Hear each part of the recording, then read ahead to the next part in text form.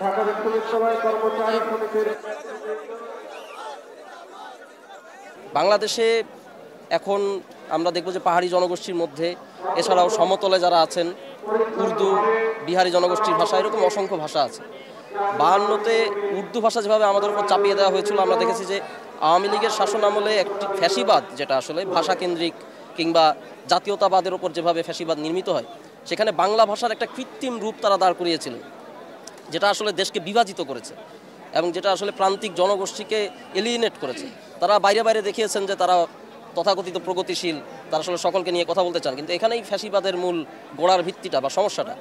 উগ্র বাঙালি জাতীয়তাবাদ, যেটা আওয়ামী ফ্যাসিবাদের মূল ভিত্তি ছিল, সেটা কিন্তু এই যে বিভিন্ন ভাষাভাষিক পরিচয় এবং সংস্কৃতির চর্চা, এটাকে একদমই ভিলিফাই করেছে, নাকচ করেছে, সবাইকে বাঙালি হয়ে যেতে বলেছে, উর্দুকে ভিলিফাই করেছে, ফার্সি আরবিকে ভিলিফাই করেছে।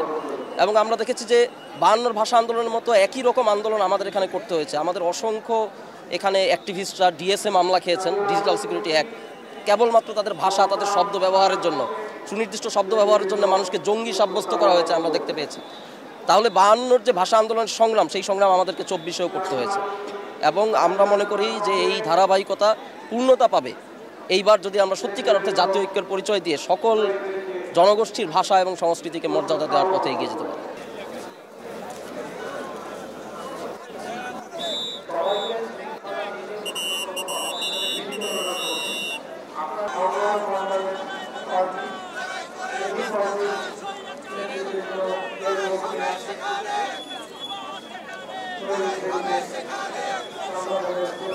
Gracias.